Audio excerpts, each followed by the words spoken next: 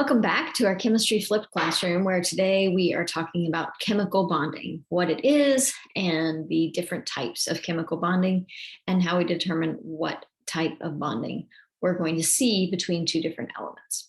So just a quick refresher, we know that we have ionic bonds and we have covalent bonds, and today we're also going to talk about polar covalent bonds.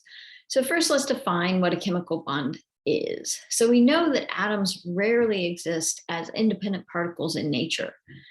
Most atoms are going to be more stable, meaning in a lower energy state, when they are chemically bonded to each other. So it's always, bonds are always going to form to minimize the potential energy.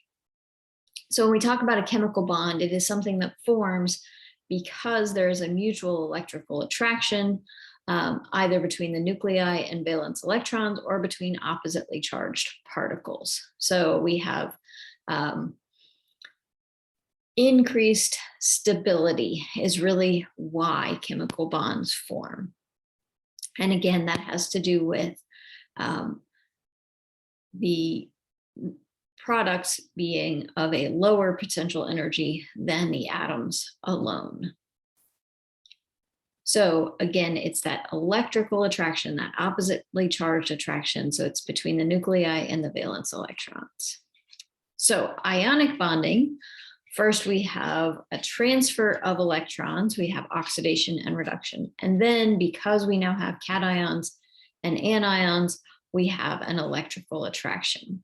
It's important to recognize when we talk about ionic bonding that while we always talk about a bond being between one cation and one anion, ionic compounds form giant networks of positively and negatively charged particles, those ions, cations, and anions, and we have a crystal lattice structure. So it's not simply one cation being attracted to one anion, but one cation being attracted to several anions that it is surrounded by, and vice versa with the anions.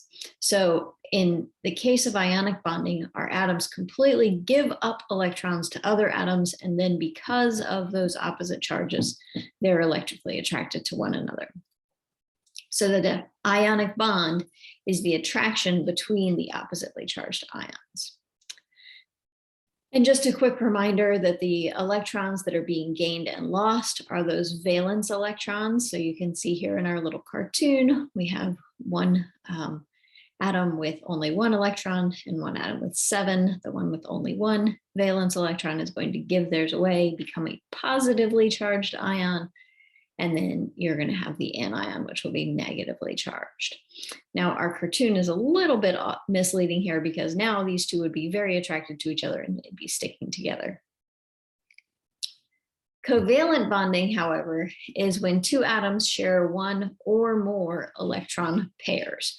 So instead of giving up and being attracted by opposite charges, in the case of covalent bonding, the outermost orbitals overlap, the electrons are shared between the two atoms, and the bond is the attraction of the protons in the nuclei of one atom for the valence electrons of the other atom, and vice versa.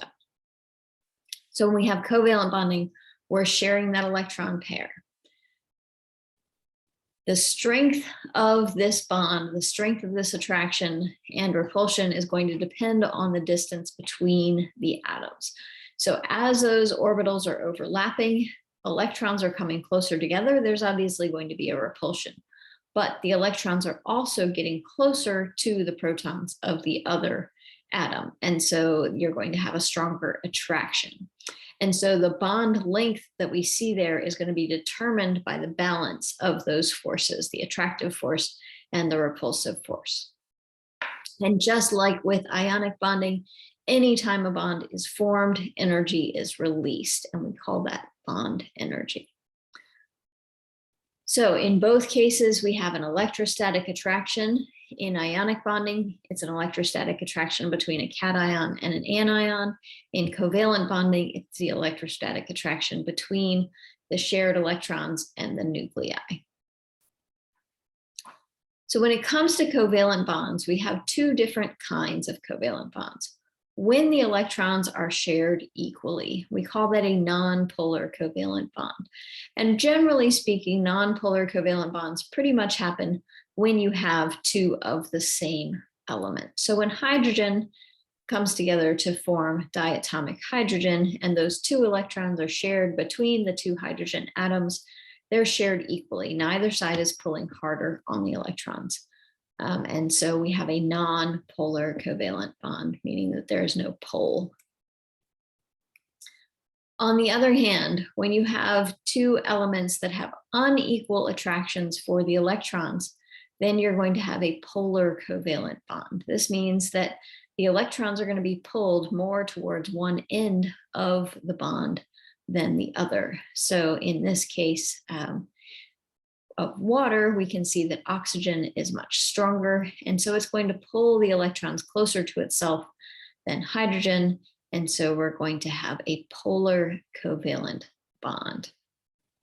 And what we mean by polar is that when we have unequal sharing of those electrons, and when we talk about a polar molecule, we mean not only that it has a polar bond, but also that it has a positive center of charge and a negative center of charge. So it's polar, it has oppositely charged ends, oppositely charged poles.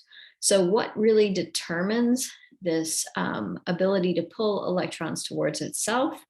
And that would be electronegativity, which we talked about when we talked about trends. So electronegativity is the ability of an atom in that chemical compound to attract electrons. So if we go back to our example of water, oxygen has a much higher electronegativity than hydrogen does. And so it pulls electrons closer to itself. And we remember that electronegativity increases across the periodic table, decreases down the periodic table. And so we can determine if there's a big difference in electronegativity, then we're going to have a polar bond. Or if there's a difference in electronegativity, we're going to have a polar bond.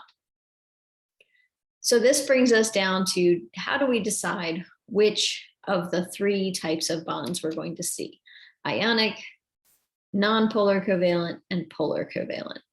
So if we are looking at this table of electronegativities, we can see the values, and we can say that the difference between the electronegativities, not the electronegativities themselves, but the difference between the electronegativities of the elements involved in the bond are going to determine what kind of bond is going to be formed.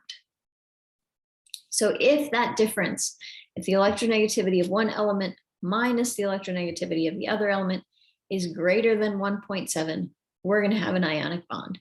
That means that the difference in electronegativity is so big that instead of having a sharing of electrons, we're going to have a transfer of electrons.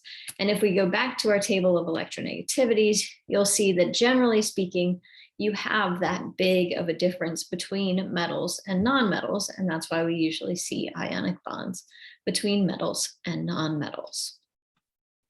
So if it's greater than 1.7, we're going to have an ionic bond.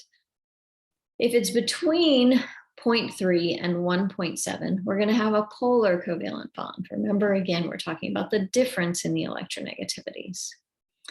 And if that difference is less than 0.3, we generally are going to consider that to be a non-polar covalent bond. These are guidelines.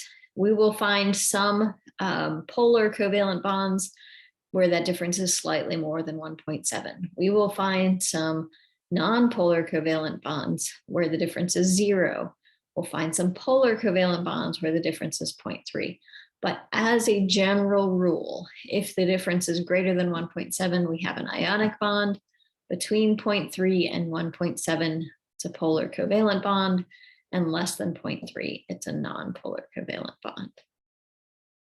So, as always, if you have any questions, please let me know. I look forward to seeing you soon.